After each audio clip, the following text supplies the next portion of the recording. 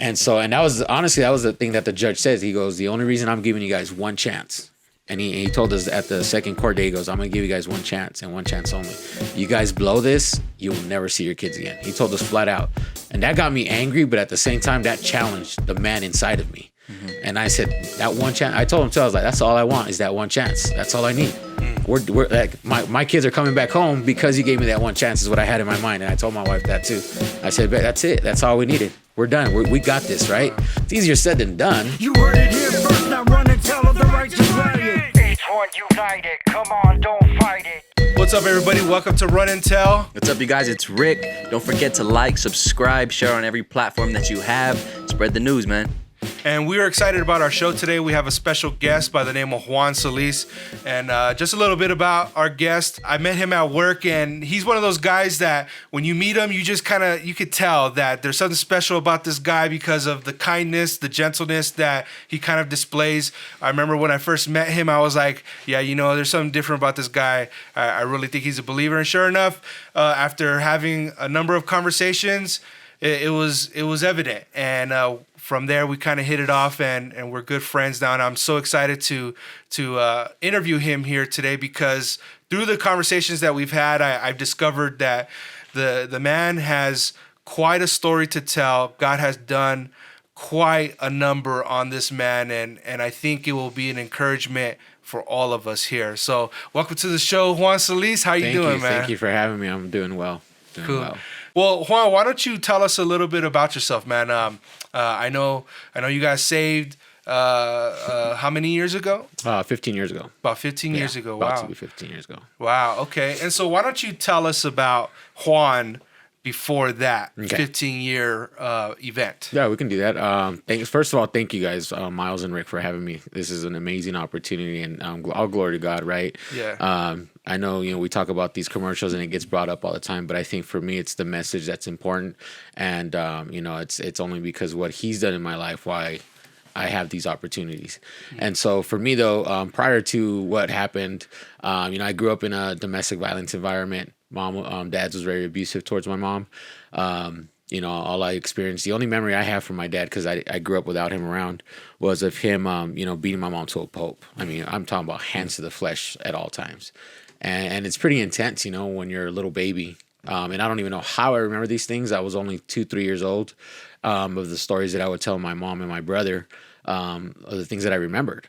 And they're like, man, how do you remember that? Like, you were such a little baby, basically, like 2-3 years old when all that happened. And I always wondered why. Like, how do I have such a great memory with that? And I just feel like, obviously God uses all things, for his good. And I feel like there was a reason for having those visions and memories. So what would be one of the scarier things that you remember as a kid? Well, one of the main memories that pops up was watching TV with my brother. My brother's 6 years older than me. So I had to have been 2.5, 3 years old at the time. So he was probably about 8, 9. Mm-hmm. And I hear a pounding at the door, and my mom's in the bathroom taking a shower. And so I go to the door because I hear it's my dad. Hop in the door, right? I'm hearing him yell, and to me, I wasn't worried about the yelling. I was more worried about like, hey, that's Dad. And so I go to the door and I say something because he hears me and he's like, hey, open the door, mijo. And my mom's screaming from the bathroom, don't open the door. But it all happened so quick. Like, I pushed a chair to open the top chain from the door. He opens it up, kicks it open, and knocks me down. At least he helps me up. I remember that. He helps me up, rubs my head, and just goes in the bathroom. And all I hear is just my mom yelling and just, fist to the flesh pretty much is all I heard. And that was for me, that was probably the craziest thing I ever remembered, because I know I went quickly to the corner. I started fidgeting my fingers, something that even to this day sometimes I do whenever things are getting amped up around me, and that fight or flight sense pops off. Mm-hmm. And that's the impact that the domestic violence had on me. And then I remember my brother going in there with a big old ashtray hitting on him. And I remember my dad coming out all bloody. Part of it was probably my mom's blood. The other part was from my brother hitting him with the big ashtray. And then at that point, I remember being angry because, like, hey, why are you hitting my dad? Like, all these different thoughts that a little child shouldn't even have. But he ended up leaving. Cops were called and all that. And the cops were always at our house that, the guys knew us by name. They would bring us toys. So Were your parents separated at that time? Yeah, at that time they were. My mom was trying to get away from him, but I think at that point was hating the camel or the straw that broke the camel's back. She's like, we got to go, and she moved us out of L.A. and then we ended up coming out here to the Inland Empire. You get Rialto or something like that? Yeah. What do you think was at the center of all that aggression, all the violence there? I don't really. So I mean, I did a lot of self-reflecting. I did a lot of work on myself. And I don't hate my dad. I hope people don't hear what we're going to talk about and think that I despise my parents. I don't. I moved past that, and my mom passed in 2014, and out of that, my aunts that came out to see her, because I grew up with no family. It's pretty much just me, my brother, and my mom, all we had. And they had came out and they had told me, hey, I still see your dad from time to time. He's still a wino on the streets, but, he's there. And I told him, I was like, give him my number, man. I really would like to talk to him. So I was able to tell him, he ended up calling me a few weeks later. And I was able to tell him that, I forgave him. I told him everything that I've been able to accomplish, all the things that I'm doing, all the 20 kids that I have now. How many kids do you have? I got 6 kids. 6 kids. Yeah.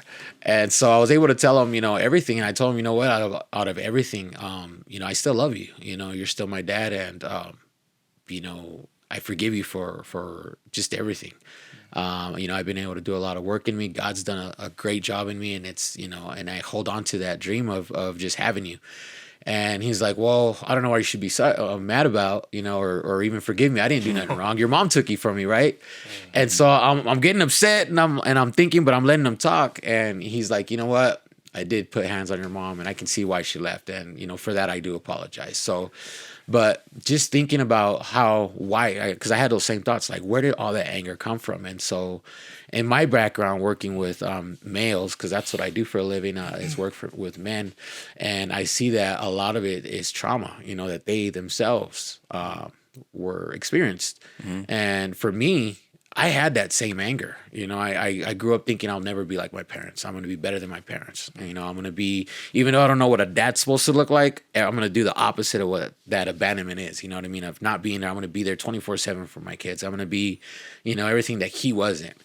And so for me, growing up with all that experience and then becoming a teenager, because my mom went from one thing to another. She left one bad relationship, but went right back to another, to where drugs was like, we were experienced to that whole lifestyle right after. I remember being a little guy and having heroin waiting in front of me, you know what I mean, and on triple beams and all that stuff. And the gang life was quickly wrapped around my brother and consumed us, and so all that stuff that I was experiencing, I grew up with a lot of anger and resentment myself. So I can kind of see, I don't know if that's exactly how I grew up, how my dad grew up, because I don't know anything about him or his background. But I do know that I grew up with that anger myself, and to where it was a scary thing, because I just did crazy stuff. I would cut myself, burn myself, and it was just because I was so mad at the world, and I wanted to, number one, sometimes see if I can feel pain, or number two, just show others like I don't feel nothing, like this is me, right? Did you do that as a child or as a teenager? No, I did that as a teenager. Okay. Yeah. So a lot of times it was just those little competitions where you put a cigarette between you guys and see who chickens out the most. I got you. Light So I your did hand stuff on like fire. that, but I Yeah. also did warming up the knife and just burning my skin, just turning cigarettes off of my skin in it. And I think it was just me just trying to prove a point, you know what I mean, that I can't feel anything.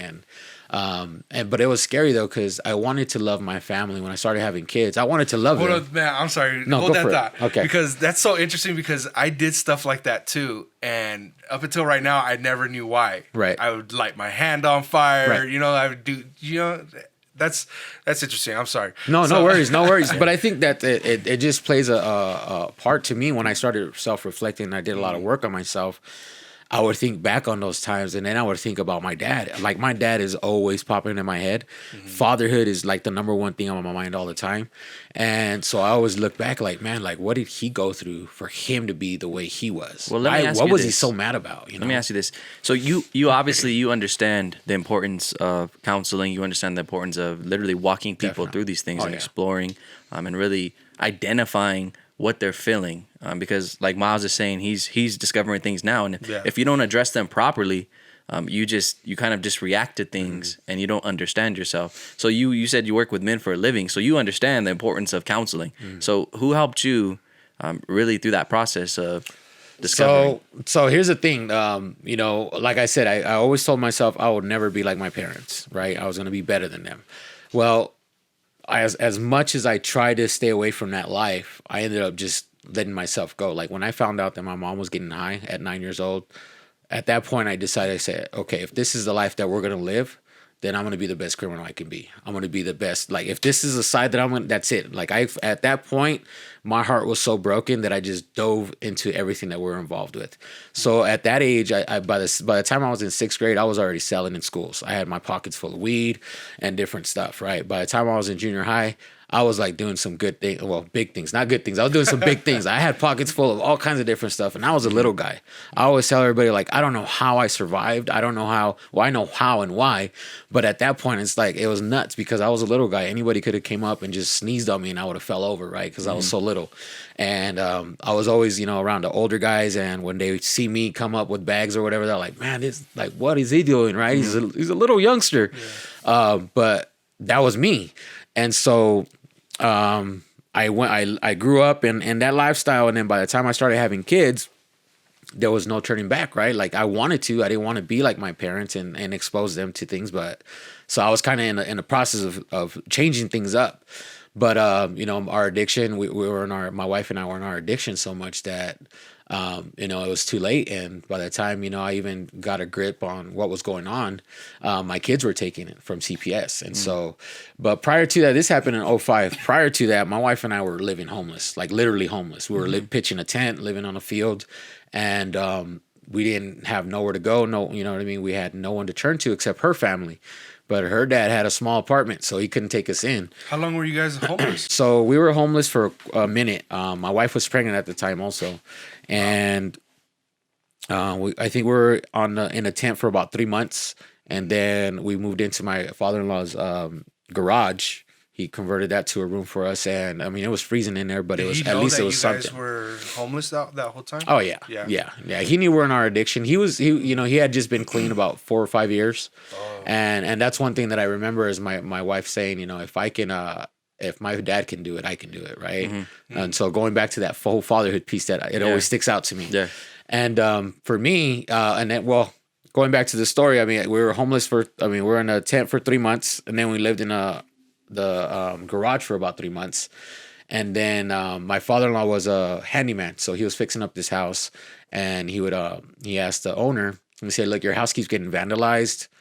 Let my daughter and her husband move in. They'll take care of the house. In the meantime, they'll get on their feet. So he helped us out huge with that. We stayed there for another 3 months, and a week before my daughter was born, we were able to save enough money to get ourselves an apartment. And that was with my middle daughter.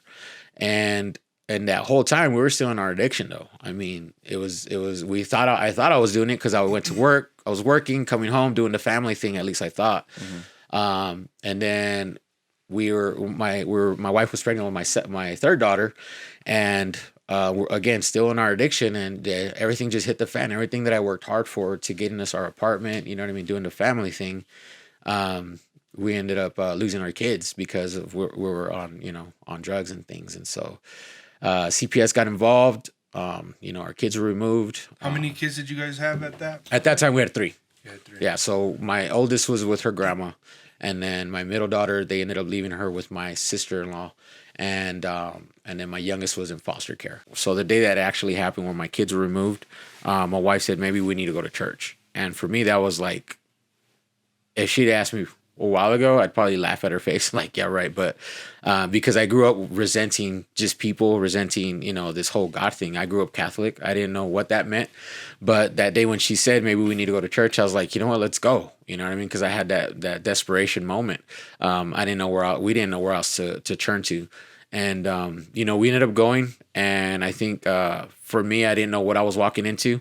But the deacon, spoke to us, and they knew my wife because she would take them to that church. Well, not them, but she would take my brother and sister-in-laws to that church when they were going through their process of, the parents in their addiction and stuff. And my wife had to step in as the older sibling. And so they knew her. And so they kind of just took us in and just broke it down and, try to encourage us. But at the same time, I had questions like, what am I walking into? Like, I'm supposedly grew up Catholic. I didn't know what that meant, let alone being Christian and anything else. And so the deacon took his time and he kind of broke it down to me, and I'm like, all right, I think I am ready to accept, man. Like, at this point, God's the only one that can help me. Mm-hmm. And in the past, though, I grew up resenting God, cussing God out on my late nights, being awake and just being mad at the world and the cards that were played to me. I didn't feel like it was fair. Dad wasn't around. Mom was addicted, and stuck in her addiction. And I had to take my mom's, welfare money to make sure our bills were paid at 12 years old. Like, no child should have to go through that, right? Make sure that there was food in the fridge, being the grown-up in the house. My brother was there, but he ended up moving out at some point with his family. And so it was just me and my mom's, and it was just pretty hard, trying to make money on the side with my hustle, but at the same time making sure my house was in order. But what does that even look like to a 12-year-old, Yeah. So I think for me, though, at that point, I was ready because I wanted my kids back. I wanted to lean on something that I've never had. And it was explained to me that was God. So I said, okay, let's do it. And I think at that point, when I did say the Lord's Prayer and accepted Jesus into my heart as my Lord and Savior, I just had this rush and this vision of me reunifying with my kids, being there, together, everybody smiling in our house. And it was very clear, and it felt real. It felt like it is going to happen no matter what. So in those hard times and those hard moments that I had in the process of reunifying with my kids, I would lean back on that vision and hold on to God and just, ask him to carry me through it. How did he carry you through this whole process of, because obviously you said you got all your 6 kids, right, and 3 of them at that time were taken away from you. How did God get you through that? So I think for me in the hard moments, what I mean by that is, number one, I didn't have the most friendliest boss at my job, right? So here I am having a CFS case and having to do all these services and had to take time off work sometimes because those services aren't always after work or before work, right? I would go in at 5 o'clock in the morning and get out at 8 o'clock at night because I'm trying to get us out of living poor. So I put in mad hours.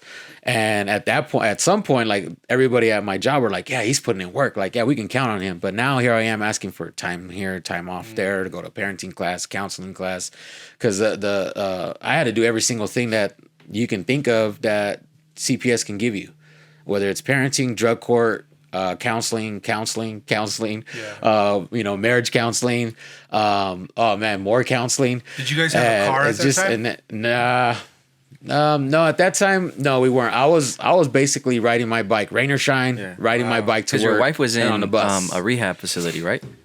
Yeah, correct. Yeah, but even before that though, we were barely getting ourselves out of out of all that. Well, the reason why I bring that up is because a lot of times people are like, hey, you do what you got to do, but there's some mad obstacles out there, and you're going to work, and then asking for time off is like sometimes a scary thing to do, especially when you already know no, that definitely they're probably looking at you as a shady person, and then you're asking for time off, and then not only that, but you're riding your bike. Or I don't know if you ever took the bus. And so here's the thing, though. Riding the bike and the bus was crazy because the street that took me straight to my job was always, like, when it was raining, it was flooded. So, and I had no other choice but to get to work. And so if I would miss the bus, I'd jam on my bike. And I mean, the water was all the way up to my feet riding trying to ride my bike in a puddle of water. Like, that's crazy. Yeah. But we have memories of those. My wife and I talk about them all the time. But I think for me, did you ever get splashed, bro? Sorry. Oh, all the time. Are you kidding me? Splashed by the cars? But it was nothing because it was already pouring on me anyways. Yeah. It was nuts. You just man. wore It was your nuts. swimming trunks, huh? Yeah, it was crazy. But I think for me, like those services, like I am grateful that it did happen the way it happened. You know what I mean? we look back at it, and I don't give all the credit to CFS. Don't get me wrong, and I don't give all the credit to those services specifically, because when I got right with God and when I got my spiritual walk right, that's when the real changes started happening. That's when I started speaking differently, walking differently, thinking differently, right? Because Is there I was a moment that connected you're with like, God. hey, I'm handling the situation way different than I used to? Yeah, are you kidding me? Yeah. What moment could you think I of think where it was like, hey, I'm just different? engaging with my social worker, engaging with just people in general, engaging with my boss, man. Because we used to go heads, like, like not fight or anything, but I wasn't backing down from him. He would give me lip, and I'd give lip right back. But it was only because the owners of the company, they actually really thought I was a good worker. But my boss knew what's up, because he grew up on the streets as well. He tatted down, and so he could read between the lines. And so whenever I'd come in and he's like, this dude's on something, he'd be the only one, but he wouldn't throw me under the bus. But he's like, whenever they would tell him, hey, give him this day off, he's like, for what? Like, so he can go and sleep it off or what? So anyways, but yeah, those are the moments where I saw myself like, man, I didn't hit him, or I didn't cuss at him, or something. You know what I mean? Like, I didn't even want to. Like, I was just very apologetic. Hey, I'm sorry, man. I started calling him sir. I started calling everybody sir. And I think that was kind of always a part of me as well, as showing that respect. But at the same time, it's like I just started caring more. You know what I mean? I started caring more about people around me. And I was like, honestly, I was like a little kid in a candy store when I started learning about God more and more. I would go to work and start talking about God and telling people, and they're all like, all of a sudden, like, where did you come from, dude? You were just cussing me out the other day, or, you know what I mean? Like, you were this thug that was this hard thug, supposedly. Like, all of a sudden, what is this God thing? Like, what happened to you? And I just told him I just got, I got saved, but I didn't tell him why. Nobody knew that I had till this day, nobody knew that my kids were removed. And when I did say I had to get off time work, when I had to ask for time off work, I would tell him that it's because my probation officer is giving me a hard time. I got a ticket, and my car got taken, and so now he thinks I was messing up, and he caught wind. The cop got a hold of my probation officer, and now my probation officer wants me to do all this stuff all over again. So I just blamed it on that. So every time I had to go to a class or something, my boss was like, "What's really going on, bro? Like, why do you have to have all this time off?" I was like, "Well, my probation officer's giving me a hard time." Like, there's more to it than this, but I just did that. But I think at that point, when I started seeing me thinking differently and thinking towards the future, because back then I didn't even think I'd be able to make it to 18. I didn't think I'd live long enough to 21. And here I am with kids now, and I'm like, dude, this is like for real. Like, I have people under me that need me to really make this change. And how am I going to make this change? And so I just surrounded myself with those believers that I saw. I always tell everybody, is like, if you want to be like successful businessmen, man, they surround themselves with successful businessmen, right? They get tips and things like that. And that's kind of the mentality that I wanted to do. And I've always had, growing up in the streets, I wanted to learn how to get rid of stuff, right? How to slang and how to this and that. And I learned from others. So I always had that gift of observing, people say. And so I always observe, and I was like surrounding myself with, when I saw a good dad or a good husband, I'm like, man, I need to hang around with him. Like, I need to learn stuff from him, people from our church. People from even within the profession world, because I started surrounding myself with that as well, because I was hungry to serve others and show other men that there's a way out, that change is possible, that you don't have to go down that same path, you don't have to go down that same road, and that there is a pathway or a pipeline to success, I like to call it, if you play your cards right and you surround yourself with the right people. So your kids are with the foster home. What's that like going to visit? I mean, you got a rap sheet. They know everything about you. You show up at their house. You're visiting for the first time. What's that like? So I think that was a main question or a main thought that we had. And honestly, to this day, those foster parents were, even to this day, we have a relationship with them. They were one of the people that God placed in our path throughout the whole process to really encourage us and help us out. And it's funny because not everybody, you don't see that often. But I remember the first time we went and visited my daughter with the foster parents, my wife and I were outside of the hospital because she had advocated for us to be to these doctor's appointments. My youngest daughter is, she's a little person, so she has achondroplasia, is a type of dwarfism. And as a child, as a baby, she had a whole bunch of different doctor's appointments. And our foster parent was like, if these parents are going to get their kids back, they need to know all this stuff that I'm learning because I'm getting a lot of information. And we thought that was awesome for her to advocate because you don't hear that often. We really don't. And so we were able to go to the doctor's appointment, and we're outside smoking a cigarette, nervous as heck. My wife and I are just nervous because we know that this lady knows everything about us. We're sure that she knows that we're obviously lost our kids. We're obviously drug addicts because it's told. We are these bad parents, unfit parents that can't have their kids right now. So this is what we're going in our minds, right? And so automatically we had this wall. We had this wall that, we're just going to go in here, listen about our kids, and that's it. Who cares what she says or how she, we already thought we're going to have negative. Yeah. So, and this part always gets me emotional because, it's one thing that I always hear back from my wife or play back in my head was we walk in and she has this big old smile on her face and, hi, how you guys doing? Big old smile. And she looks at my wife and tells her, you look nice today. Afterwards, my wife tells me that she's like, nobody's ever told me that. She goes, my own mom never told me that I look nice today. Just so sincere and loving like that. So we hit it off right away. We were looking forward to our next visit, not just for our kids or for my daughter, but to see her again. What is she going to tell us again this time? What kind of words of encouragement is she going to give us this time? Is she going to tell me I look good this time? You know what I mean? Things like that. We were so looking forward because she was just so genuine and so encouraging, her and her husband. And our relationship just hit. I mean, it just took off. The husband even took me to a men's retreat from his church, which I thought was cool. We had our my daughter's first birthday was at their house. They opened their doors to us, and even our wedding reception. When we got married, they opened their doors and they said, hey, would you guys want to have your reception here at our house? Because they had a nice You guys hadn't been married? You and your wife had not been married at that point yet? Why you got to bring that up? No, I'm just kidding. You brought it up. We didn't. My wife, I always joke around. I tell everybody, my wife and I did everything differently. We did everything backwards. We had kids first to see if they were good, if she was going to be good with kids. And they're like, all right, cool. We can get married now. No, but I honestly, unfortunately, we did do things, some things backwards, but, it played out the way it played out. We got married in 2007. We got together we've been together 20 years. So, but we got married in 2007, and that was awesome because we, a couple years clean, and we're starting to figure life out. And which is you're opening a whole nother topic now. Yeah. Because here we are 2 years clean, 3 years, 1 year married, and in 2008, 2009, we started talking about divorce, and I'm like, why? We're clean now. Things should be happy, right? We done a whole lot of change. We have this time clean, but I think in our addiction, we were different people. And as we got clean, we became different people. And so we had to learn each other all over again. So all my likes, all the things that I liked, I no longer liked. Yeah. That's another episode, bro, where we're gonna have to have your wife come in. And then no, but even all her likes and dislikes were different. Wow. You know what I mean? So we had to learn each other all over again. And we were no longer in our addiction, so we're still crazy. You guys were new people. Yeah, exactly. Wow. And so, but we, for some reason, we were bumping heads, but we made it work. The church really intervened on that one. Our pastor got involved. We got involved in ministry. And that was the main thing that he told us. He says, if you guys, let's do a 90-day challenge. If you guys can do it, if you guys still feel after this 90-day challenge that you guys are going to divorce, he goes, I'll sign off on it. And I'm like, can you do that? Can you do that? But it was cool, man, because my wife took the initiative again.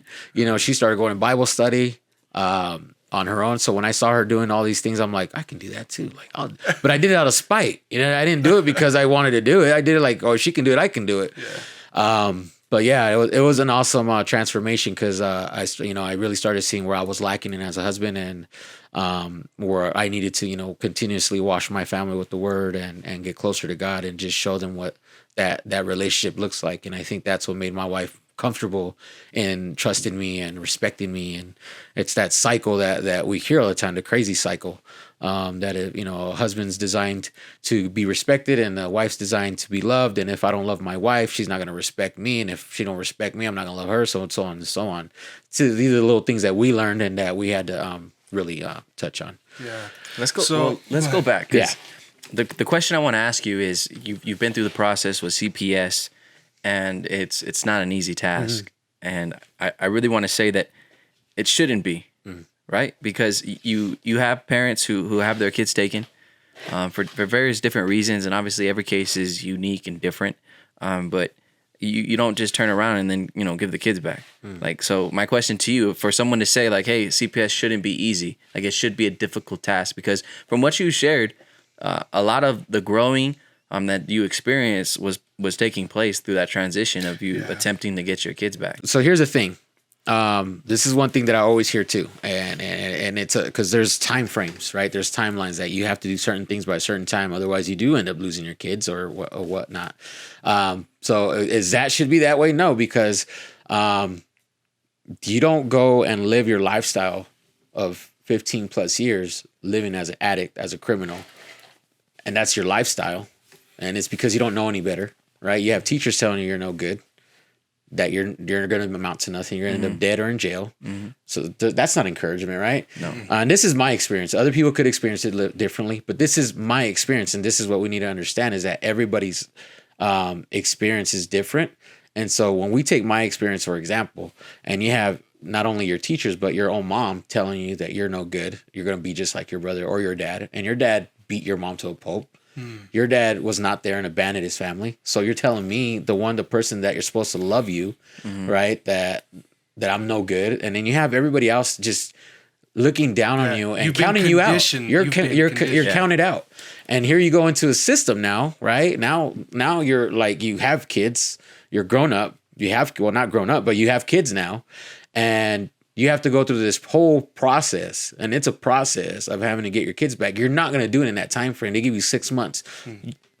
An addict that's been involved in this whole lifestyle is not going to change his life. And I barely started realizing that the grass is green and the sky was blue at 6 months clean, let alone anything else. You know what I mean? We're barely getting out of this fog and this haze. You think they should expand it to what, a year, 2 years, 3 years? So I'm not gonna touch on what I think they should do. Okay. However, my thing is that in my experience, there has been people that turned it around. And we got one of my daughters back in 6 months. Okay. And then we got all of our kids back in a year.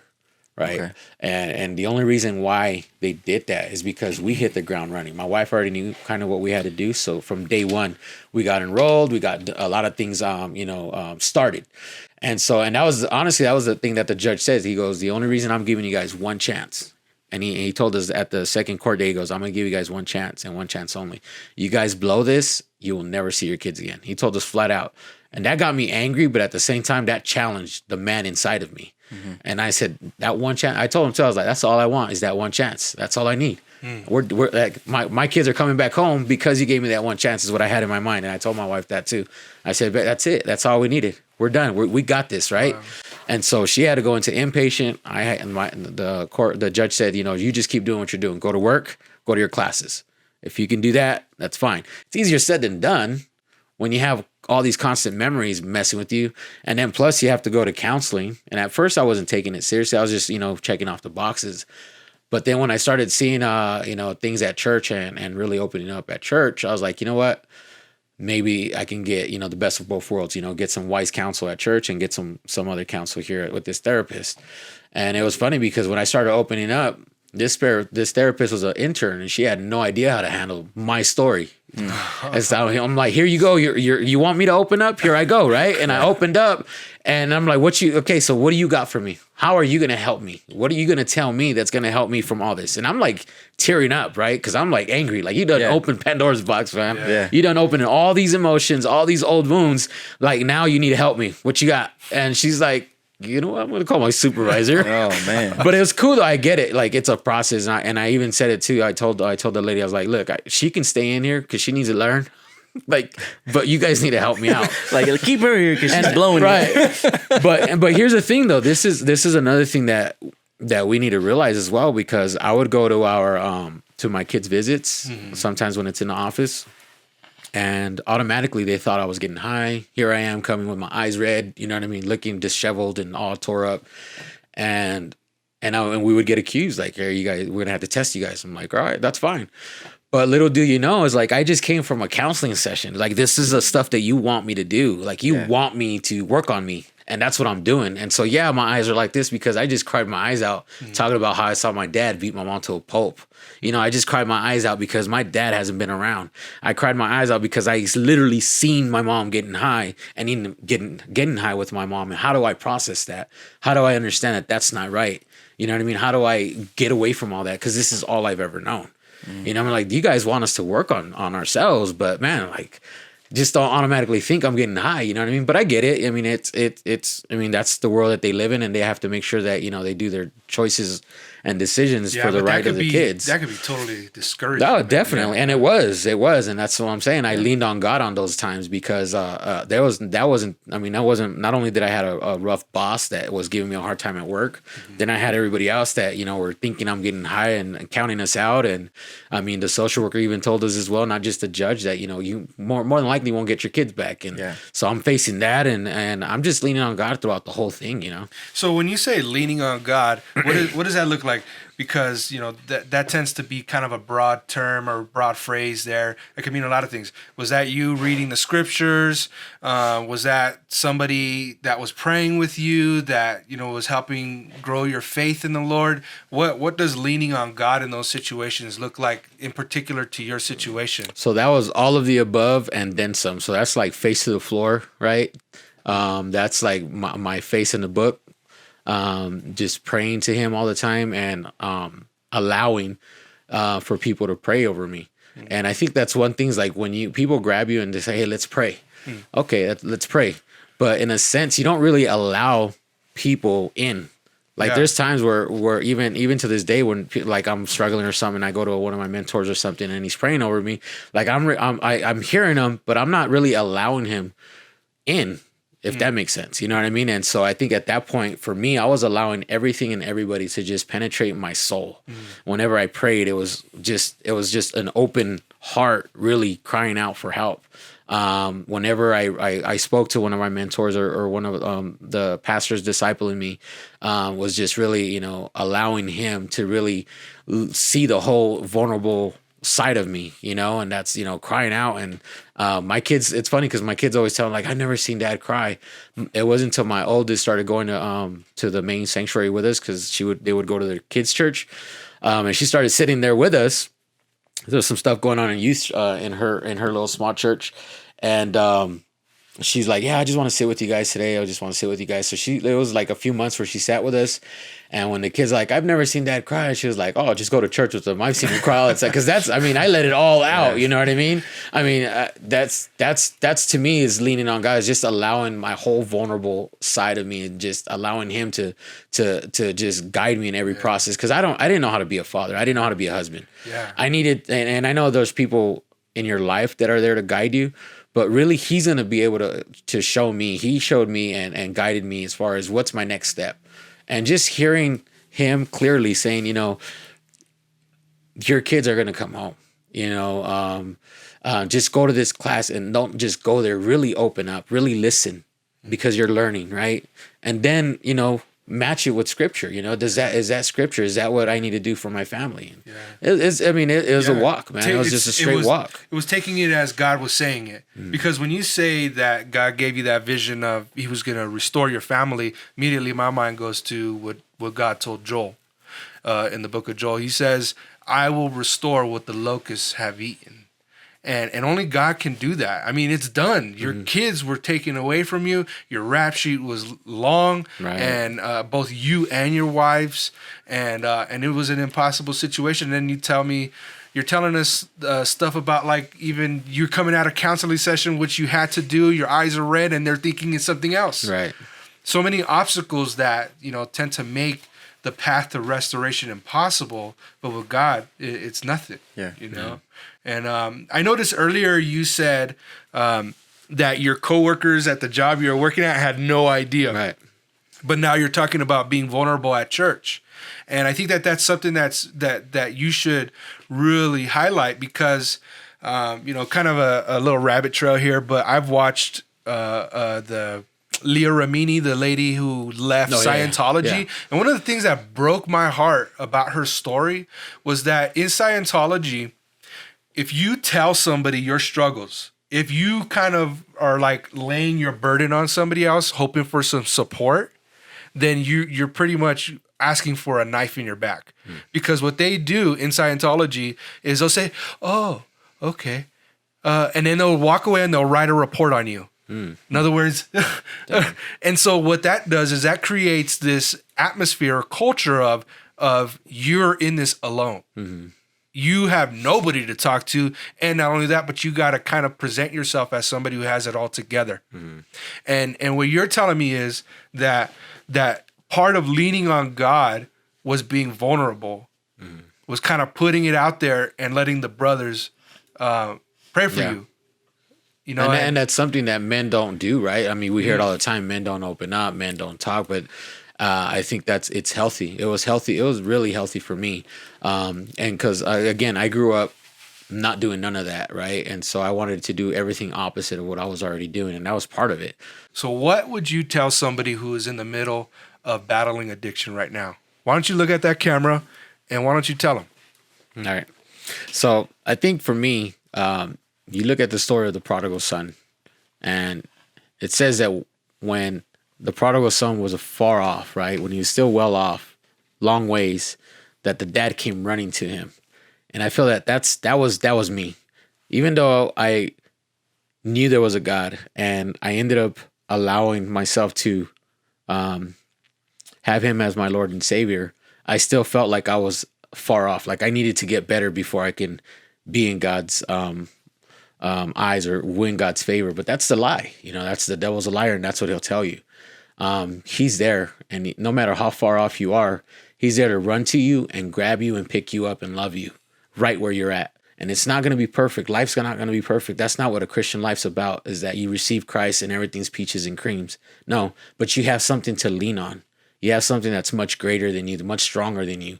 And he will strengthen that spirit within you to break barriers and shackles that you've been in prison with, you know, for so long. And that's what he did for me, and that's what I know he'll do for you if you just hold on to his love, his grace, and his mercy. He loves you. He will be there for you. He will love you, and he will see you through any little obstacle you have. Amen. Everything that you've shared here today, the thing that really is standing out above all of it is how God has used the community around you really to expose the insecurities, expose the wounds, expose the things that you've experienced. And that's what so many people are missing, because you have people who have grown up in abusive homes. They come to know the Lord, and they're never counseled. They're never loved. It's always the typical, hey man, I'm gonna be praying for you. There's no accountability, and you see that clearly throughout your entire story, where you're going through these different classes. You're being mentored by a pastor. You're talking to the deacons. You're exposing your heart to people, and they're able to share God's word with you. You're able to address these things, and it's so important. And even going forward, it's just a huge part of growing. It's a huge part of enduring this race, and that's why we not to neglect the assembly, man, because it's needed, and it's not talked about enough of how we need each other. Right. Because the wounds, they don't just disappear; they spark up. Like you talked about, you called your father after all those years. You called him and to tell him that you've forgiven him, and yet you can see just throughout that conversation that there's something that won't go away until we're perfected, man, and until we meet Jesus in the sky. You know what I'm saying? Because we need accountability. We need to talk about these things, and fatherhood. It's probably why it is the most attacked thing. Why there's so many missing fathers, because it's just a crucial role that a father plays in the home, in leading, in mentoring. Right.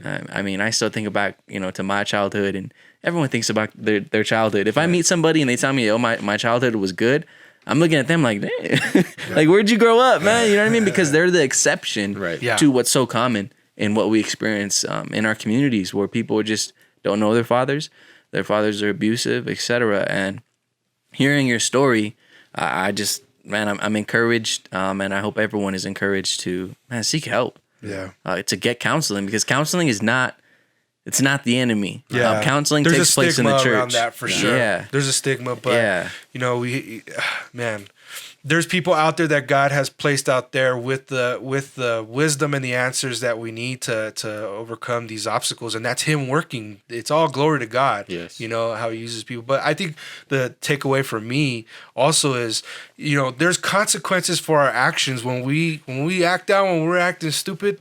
You know, there's gonna be stuff whether we're a believer or not. There's consequences for our actions, but that doesn't mean there's no hope. Right. Yeah. And so that's what I'm so encouraged of, bro, is that this situation was impossible. It was everything that mattered was taken away. Even your wife going away to rehab, everything was taken away, Right. you know? And is that an obstacle to God? It's an obstacle to us. Yeah. And it may seem like, oh my gosh, like Joel, the locusts have eaten everything. Yeah. And God says, I will restore what the locust has taken away. And that's something that I think we can all be encouraged by. Amen. Man, Amen. thanks for joining us, Juan. it's a We pleasure. can't wait Thank to you for have having you me. and your wife. And we Hey. want to know more Yeah. about that. Yeah. Right? Hey, because, you know, this guy's, he's what do you call it? I have no idea what you're about to say. He's newly married. Oh, hey. He's fresh to the team, That's man. what I'm talking about. That's good stuff. Yeah. man. Yeah. All right, you guys. This was our podcast for the day. Like, subscribe, share. Run and tell that, man.